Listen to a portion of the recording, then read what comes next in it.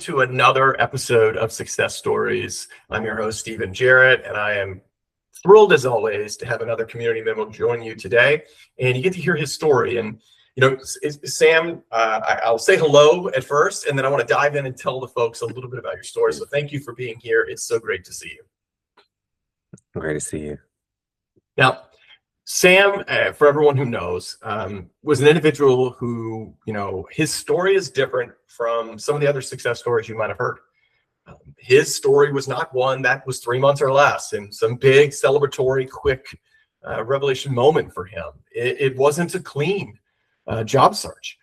This is a story about hard work, determination, achieving things and grinding through moments and living in what I would say, like a lot of job seekers will call it, a little bit of suffering or a lot of suffering. You know, Sam searched for a job for 3 years. And in the meantime, he worked 3.5 jobs just to get by. And yes, luckily he had support from friends and family members who helped make that easier and helped him give some financial relief and some emotional stability that he was blessed to have. But that doesn't change from the hard work and determination that he had to do just to find some different jobs to be a bridge to help him, of course, land his most successful new job that he has, that he's going to be able to share with you today. But I want you guys to hear his story on how he navigated those waters, how he utilizes social media like LinkedIn, and used, of course, communities like JSC and others to help him kind of navigate through this very difficult time that I think a good portion of the individuals that I'm meeting over the last several weeks have shared with me that they're in this predicament of coming up on 6 months, a year, or even 2 years, Sam. So I'm excited to share, and thank you again for being here. Is there anything I missed in that introduction? No, sounded great. Thank you. Well, good. Now, Sam, you're a highly talented individual. I've looked at your resume. We've talked a couple of different times, but for the folks, what do you do? Who are you? And what makes Sam special?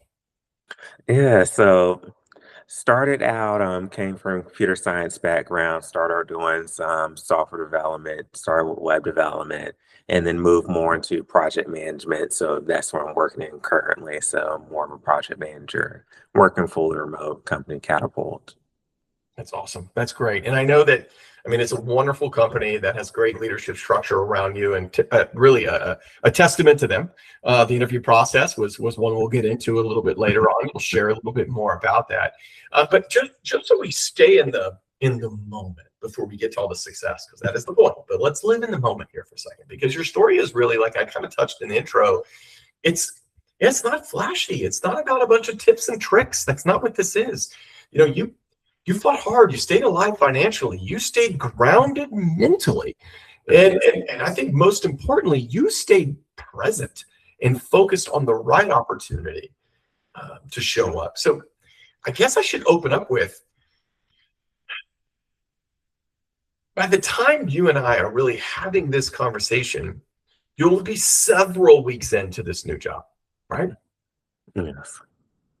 And I know it feels great to be stable. But take us back. What did it kind of feel like when you lost your job? And then maybe walk us through those several years. And how did you accomplish the things that I was discussing earlier about being stable? Yes, there was a lot throughout that process. So initially, when I had lost the initial job, was a really nice job, paid very well, and then had lost it initially. I wasn't more of like was in shock a little bit. And then also there's some things that I saw possibly things could be coming around. There's other things within the company going on. I was like, there's a possibility, but wasn't really thinking that was going to be me this time that was hit. And some of the things initially was just in shock. And then after that, I was expecting things to take this long. So I was like, okay, this will maybe just be a few months or so. And just after this, start looking in a few months. So initially wasn't too worried that it was going to take a long time. I was like, it's not going to take that long. And then just started doing going back over resume, apply for the unemployment after that, going through the resume, going through looking through various jobs, Actually had a little bit of a trip planned, so I just went on that, went out the country, and then came back, and I was like, okay, after this, it's probably a few interviews. Things can go be back to normal after like a few months, maybe 6 months the most. And as time progressed and just went by, things weren't moving quite at the pace where I was expecting. Because in the past, when I've looked for jobs in the past, things weren't quite as this job market is a lot different than what it was in the past. So things were a lot tougher, a lot more things to think about, a lot of changes that went through. So that was kind of initial kind of at first wasn't quite worried as much. Then as time progressed, started to you start to worry more. Things you lose some of your like confidence. Things do start to weigh on you as time progresses throughout that. Once you get past that like 6 month mark, then you're kind of doubting yourself. You're like, I don't. Then you're like thinking about what do you do? What do you do next? What do you even want to do anymore? You kind of are doubting everything. You don't know what to do next. You're like you don't know what you need to do next, what you want to do next. You know what way you're gonna take your career next. So a lot of that started to happen, and then also had various things like savings and stuff. But then savings that over time that starts to dry up, and then and also you're looking at also you have to have that humility to take various other jobs to kind of keep you a little bit afloat because over time the savings they drain, they disappear.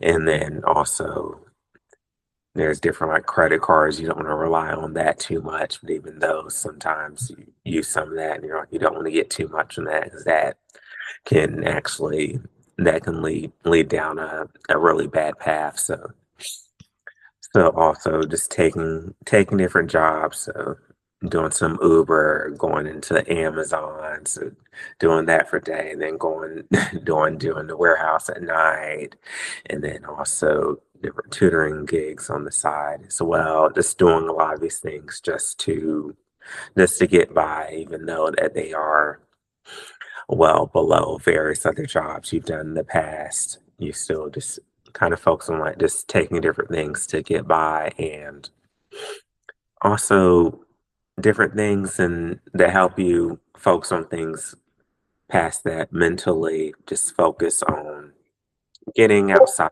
being active, also different communities, being a part of those so that you can see that you're not alone and that other people are also going through various struggles as well. So I'll say those things really help you along that process. And then also work in the process, maybe have people to help you like mock interview. Also going through utilizing AI tools, Claude, ChatGPT to help you with the resume rewrites. Also utilizing things like LinkedIn, being more active up there, participating in networking events. All these things, you may not see the results initially, but over time, they're helping you to build back your confidence, build back your communication skills, build back a lot of that interview skills. And also, the more interviews you go on, the better you'll get at doing the interviews. And these things all help to build your confidence, which directly affects all your interviews, which directly affects everything that you go through. And you're able to go through it a lot better once you get a lot of the practice and find ways to keep your mental health, your thoughts, your confidence. Just try to keep that at bay so that these things aren't tanking. Because once those things go down, then you notice your interview skills, they're not going to be as high as they need to be, especially in this market. There's a lot of little things that could deny you. Yeah, and I think when I'm thinking through what I just heard, one, thank you for sharing all that. But two, I think it comes back into that mindset shift. And I've got a couple questions on that, but I want to Yes. take a put a pin in that because I think the key for most job seekers that I want them to hear right now is a little bit more information in, you talked about keeping the lights on and the humbling aspect of that. Yes. But I think there's something really important that we hear about the concept of bridge work, right? So the Amazon work, the Ubers, that we got that. I think a lot of job seekers are figuring out how to manage some of that. And there's efficiencies. We could spend a whole podcast Yes. talking about how to do those things more efficiently, right? So You know, there's ways to get burned on those things and ways to make a little bit of extra cash to keep everything afloat. yes. But I think you staying active, you staying involved help with that bridge work. Talk a little bit about how important that was in Mhm, that moment in time. mhm.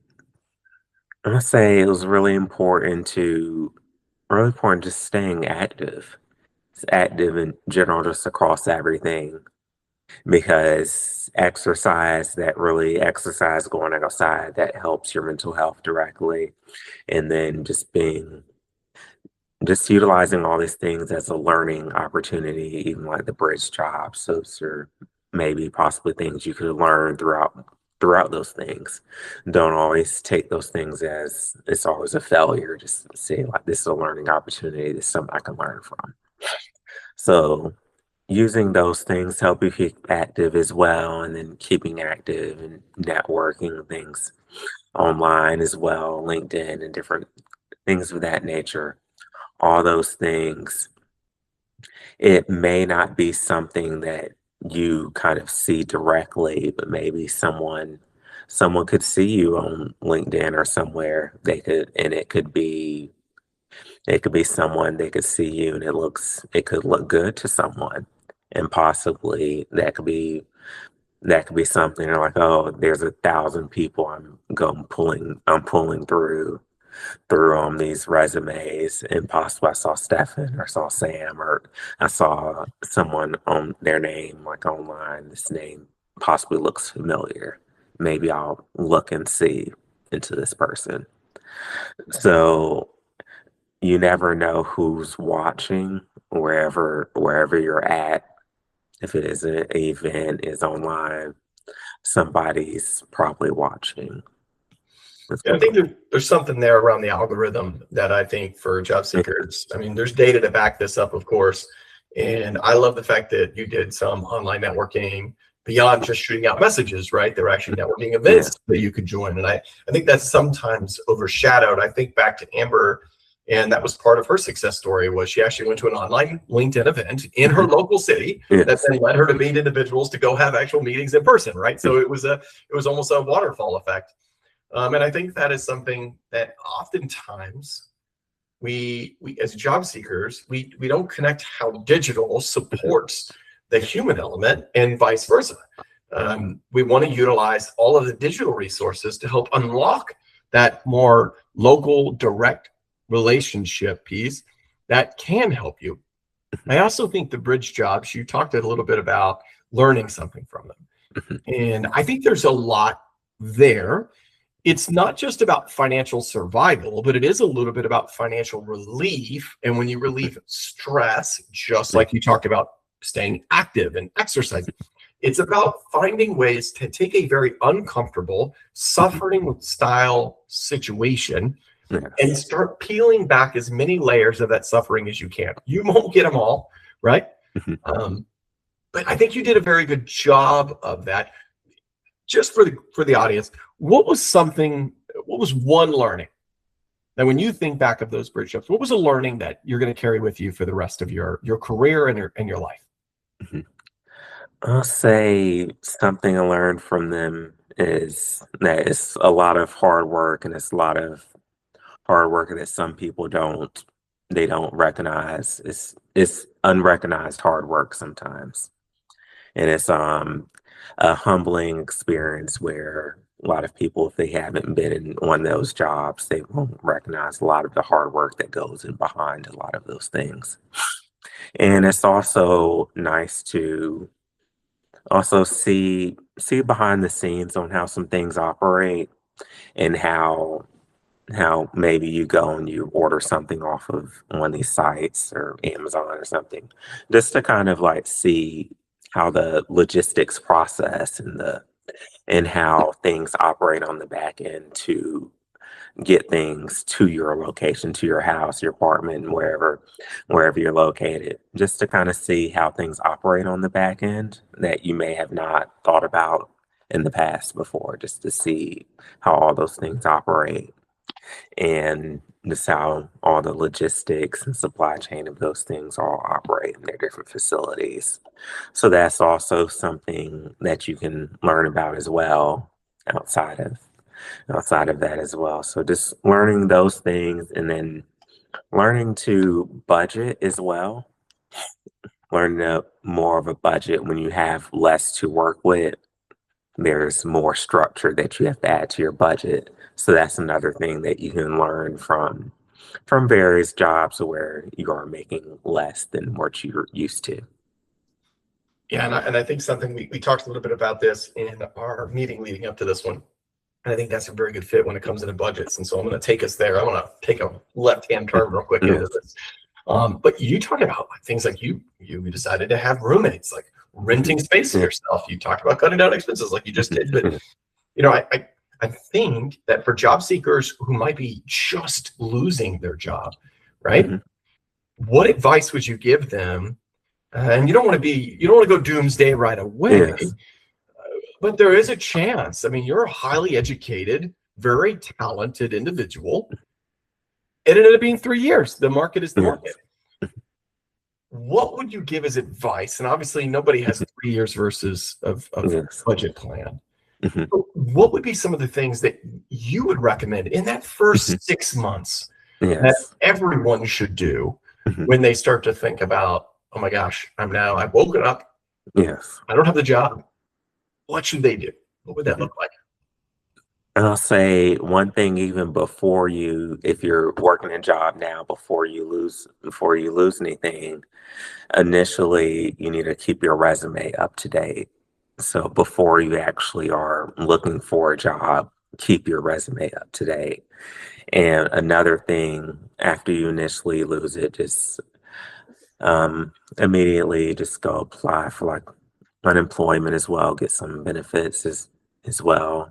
Apply for that immediately and also take a detailed look at your budget as well and how much you are spending so that you do have a idea of what you're spending and what your and then even when you're looking for roles as well, kind of see like what is kind of your normal spending, what's the average around that. Because also over time, we aren't quite at that peak where salaries were during the pandemic, where things were high. The salaries have slightly reduced over time. So keeping kind of like a ideal of like what kind of you need versus like the want. And another thing with kind of seeing ways of like costs you can cut down like immediately.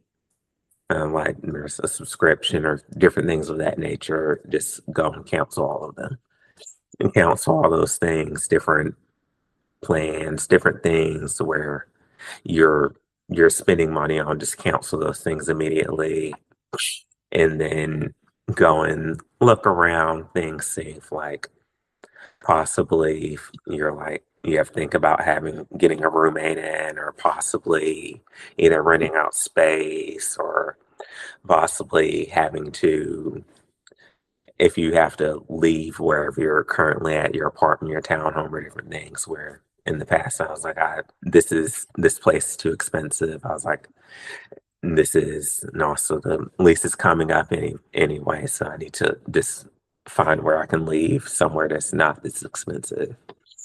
So finding that as well. So finding somewhere where you can leave that won't be so expensive.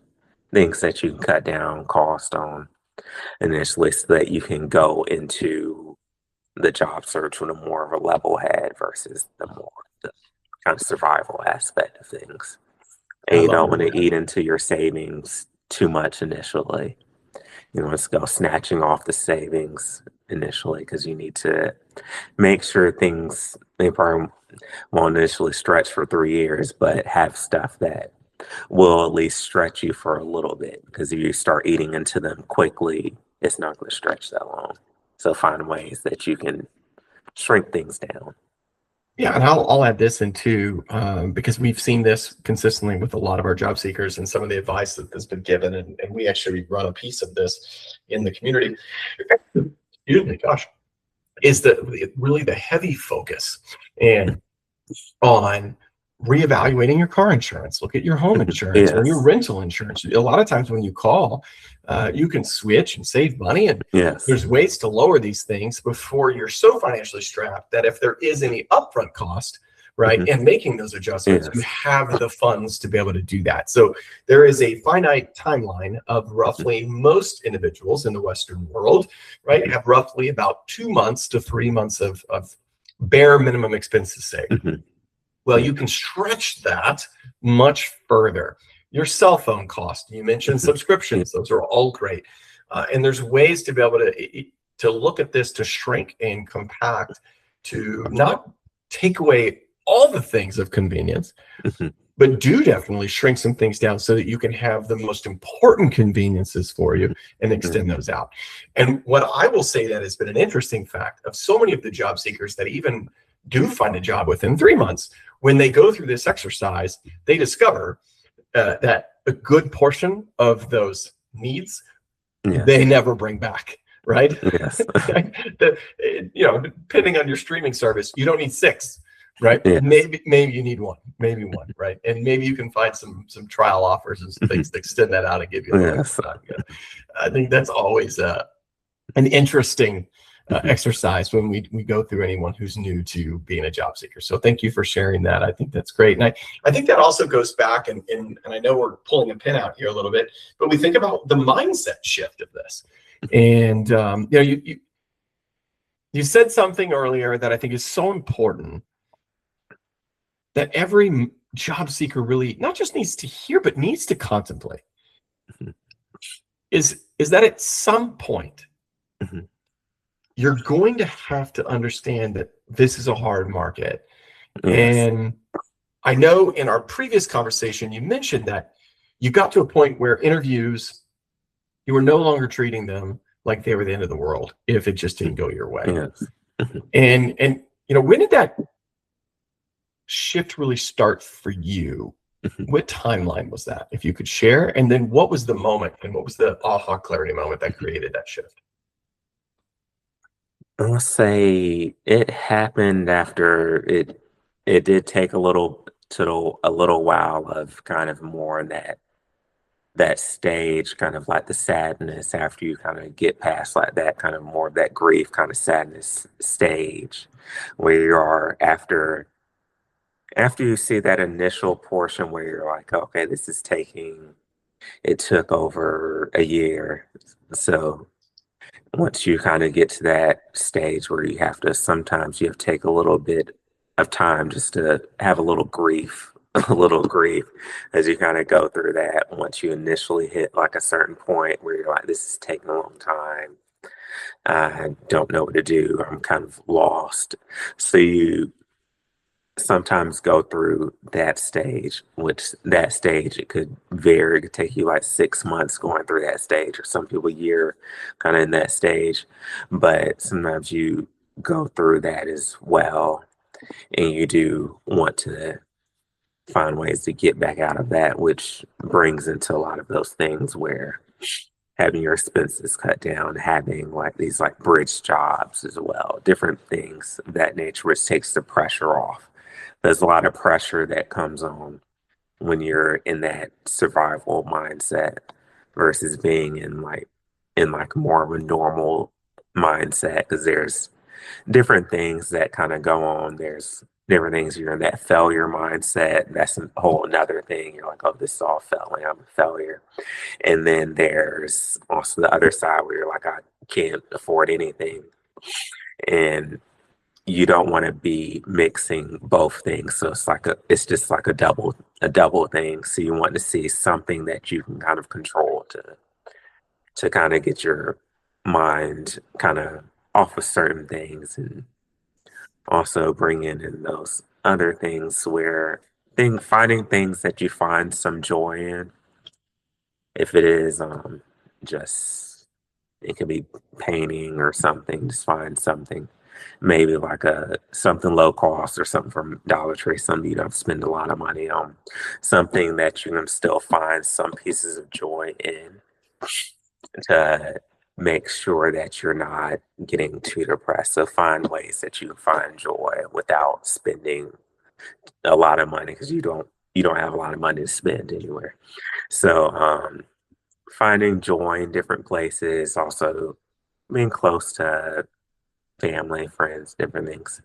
So those things are also good to have. And then also find something that you can monetize monetize fairly quickly as well. So that's another thing after you kind of get the news about different things and you're losing your income to see about something you can monetize fairly quickly.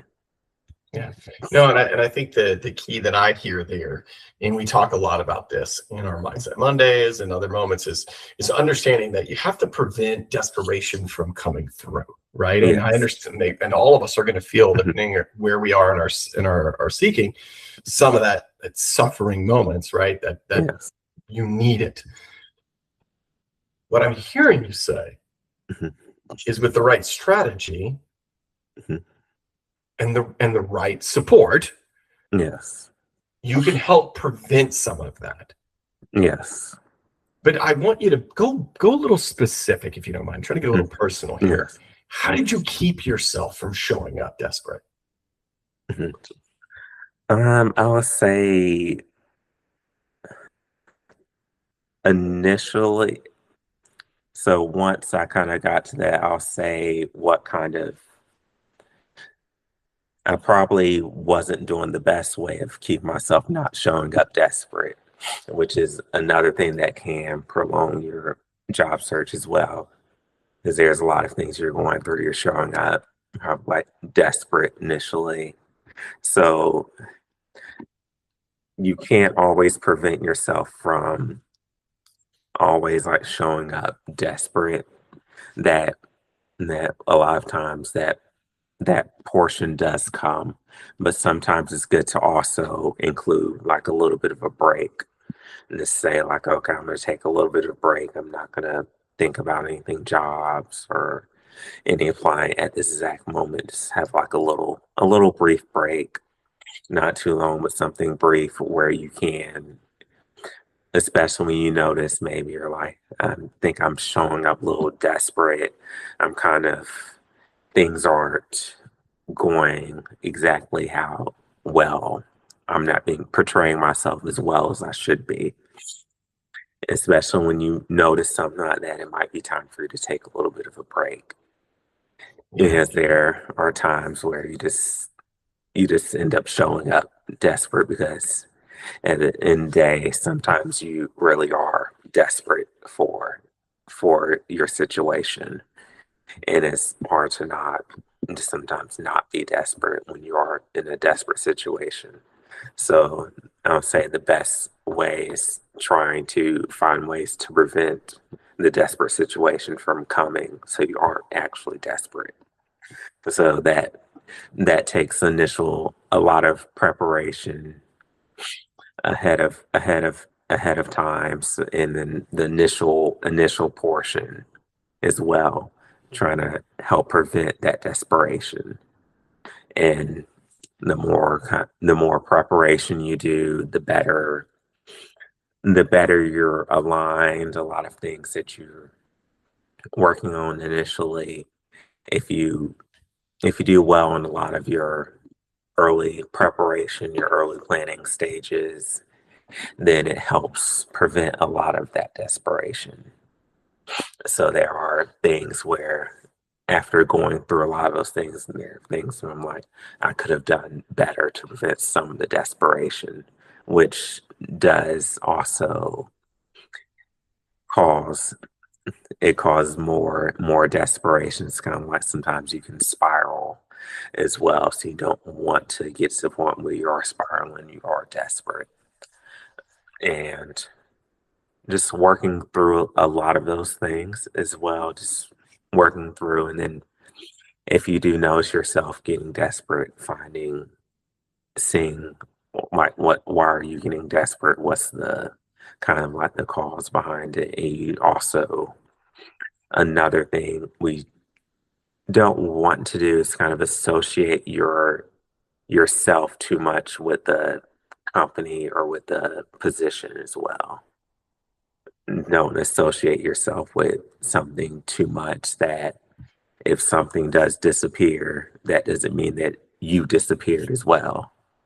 So that's something that you can work on too before we even get to that point. So focus on things like that, and also the financial strain and different things that happen along the way. So find ways where you can cut back, and you can also change a lot of things, and you can kind of you want to be adaptable and flexible. And especially in this job market, you need to be adaptable, you need to be flexible, you need to work along with things. And then also certain things maybe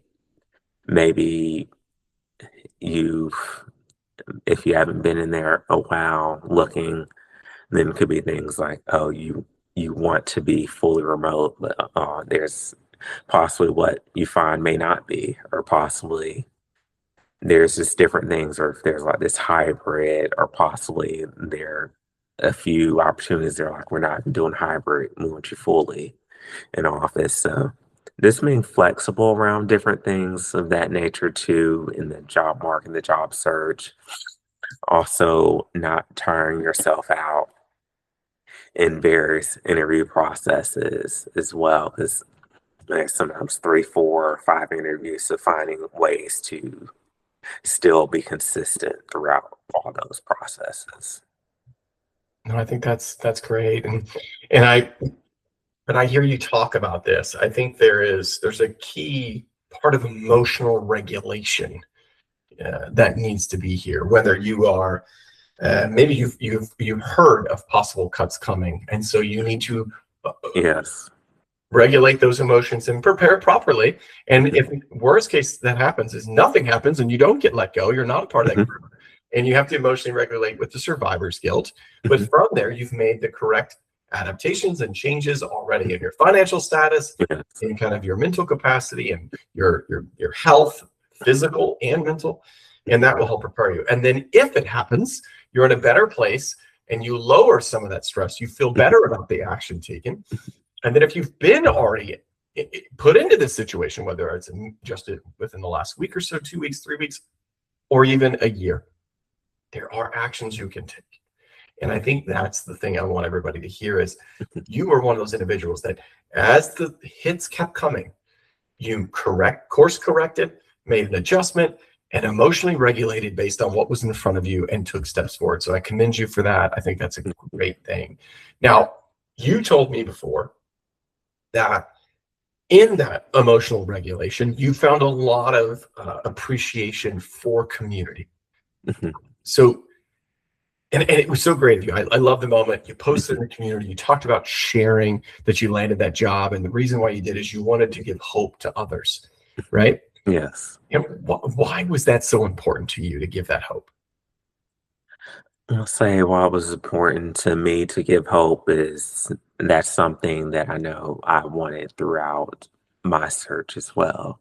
That's something I wanted to hear as well. So that's something I'm like, they probably would want to hear as well. So just to recognize that I know that I wanted hope, and just recognize that other people also probably do want some hope as well. And it's always a good thing just to share hope and joy just with everyone, just to keep everyone's spirits and everything up. So we want to just be joyful and just see ways that we can spread happiness. No, I love that. And I think that's great. And, I think doing that in the community was really important. And I appreciate you for doing that because I know that It's great. 11 people as of right now, as we're recording this, have found jobs through the community, and it looks as though there'll be another 3 or 4 probably by the time that this airs. But in that same vein, we see it every day. There's another announcement of another layoff, right? And I think what I want everyone to hear is you don't have to. There are services that you can go pay for, and I think you have to be careful when you think about those. But there are communities that should be free, right? And Yes. communities are designed to help in these moments, right? And so obviously, what was something from the community of the JSC community? What was it that what did it do for you? How did you utilize it? And how would you recommend someone who is a job seeker to come into a community, whether it's JSC or any of those free communities, and gain and take what you need from it?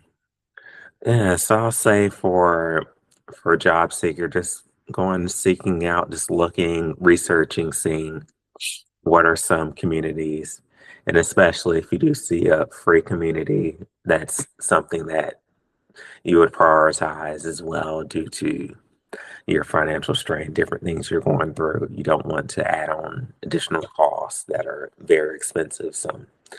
Some people have communities paying like thousands of dollars and different things. So be you don't want to be a part of that, because that would lead to more of your financial strain and more of the financial desperation, and just make things even worse. So just looking at various communities that you can be a part of, and focus on networking, focusing on things that you can bring to the community as well, different happiness, joy, different things, maybe someone you know or could help someone else. So just seeing things you can bring to community, and also to see ways that community could help you as well.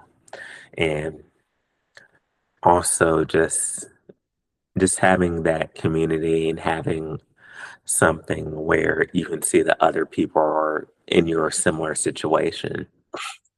So that's another key thing as well. Just seeing other people being in a similar situation, 'cause that helps to not bring all the pressure on you, make the focus on yourself, where you're focusing on the only person going through this, or this is just me, or why me, or by having community of others who've gone through or have possibly went through things that you're going through in the past.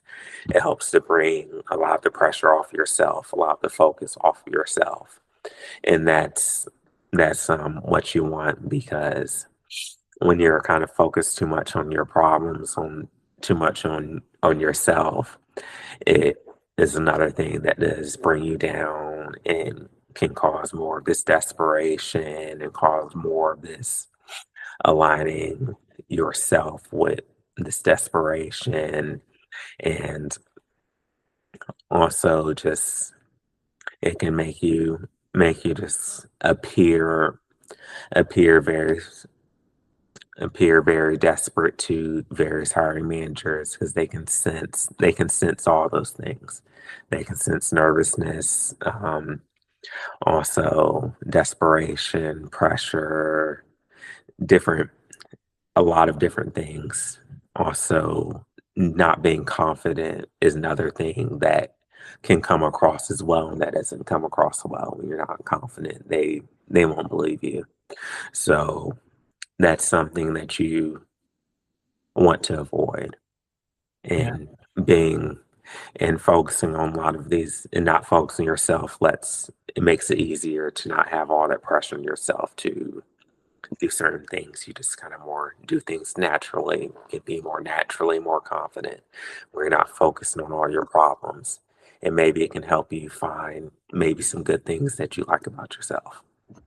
Yeah, and I think one of the cool parts that that you mentioned in some of the pre-conversation that we've had was one of the pieces that you extracted, like the mindset, the motivational content. You really felt like that helped you during some of those periods where you felt maybe a little desperate, or struggling a little bit from that side of it. I think there's a lot to be said for that. So what advice would you give for individuals I mean, when you start to look at mindset or motivational content, what advice would you give them to be able to analyze and say, okay, this is quality content that connects the dots to make something easier for me, better for me, helps keep me aligned, builds a strategy? How would you guide someone who maybe has never had to do that in the past because they've been self-motivated and Yes. they've not felt all this, right? What advice would you give them so that someone could know that something's real and genuine? Because there's a lot out there. Just scroll any social media right now, Yes. and everyone's an expert, right? So how would you guide them to find that content? Yes, I would say you need to focus on seeing like is the content positive as well? Is it positive content? It also is the content also, is it just focused on like, oh, you need to pay all this money to join this community, you pay all this money to do this or do that, or there's 20 upgrades that cost this is extra $100, this extra this extra that. So you have to watch out for different things of that nature. And when you see various things like that, those are ones that you do want to avoid. I love that. I love that because that's a core aspect of really not just who I think JSC is, but in the core belief of what we are, right? You don't need to spend thousands of dollars to get the support. And so as we're kind of wrapping this conversation up, what would be the final advice that you have for the listeners right now? The final piece of advice I will say is just to start everything early. Start everything early. So the preparation stage early, start your resume early, just start everything early. And just make sure you're prepared for various situations that come along. Also pay attention to different things going on within the company and the industry. And also be aware that it could happen. You could be the one that could be next. And you don't want to be caught off guard. And you don't want to be caught in a situation where you're going to be struggling or desperate, or if this all just changes. Also make sure you do have some savings, different things built up, and see if there's possibly something that maybe you could still have the job right now, but something that possibly you need to cut out. And just also look over your finances as well throughout the whole process, even before you start looking for a new role. Just check on your finances, make sure that you're saving something, because that would be something that you would have to depend on as well when you are looking for your next role. And also just trying to find joy as soon as possible, just and not focus too much on yourself or your problems. I love it, and you're so right, and I wish that everyone could understand how important that strategy is, and it's a strategy that gives direction. It gives strength to a foundation you've already created throughout your career. It ties back to understanding the levels of stress that your body is going to go on as a job seeker, not just mentally, but financially and then physically. I think that is something that I hope that every listener hears and really that resonates with them, because it's really about making a plan. Yes. You don't have to panic. And there's a possibility it may take longer than expected. And that's okay. The market is different right now. And there are tools out there, and that a lot of them are free. And then once you understand where you are, what I've heard from this whole process is you do have to invest. You have to invest the right investments, right? Whether that's even sometimes on yourself, and spend more time focus on your joy of what you need to keep yourself at that plane. So thank you so much for this, Sam. And we're so blessed to not only have you in the community, but we're blessed for you to be able to share with us today. And I thank you so much for that. I hope that everyone was able to listen today to hear, that struggles are real, but they don't have to be forever. And Yes. even sometimes in the long length of time, it's okay. You're going to get through it. And I'm really impressed with you. I'm really impressed with what you've accomplished. And thank you so much for coming and sharing with us. Thank you. Thank you, Sam. And for all the listeners out there, please like, share, follow us. This will be launched. If you're listening to this, please go look this up. Add comments. What have you done differently?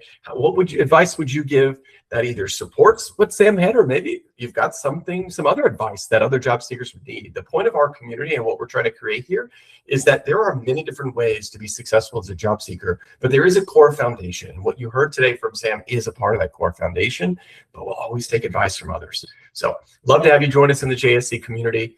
Thank you again to Sam. Thank you to all of you for listening, and I look forward to our next success story here soon.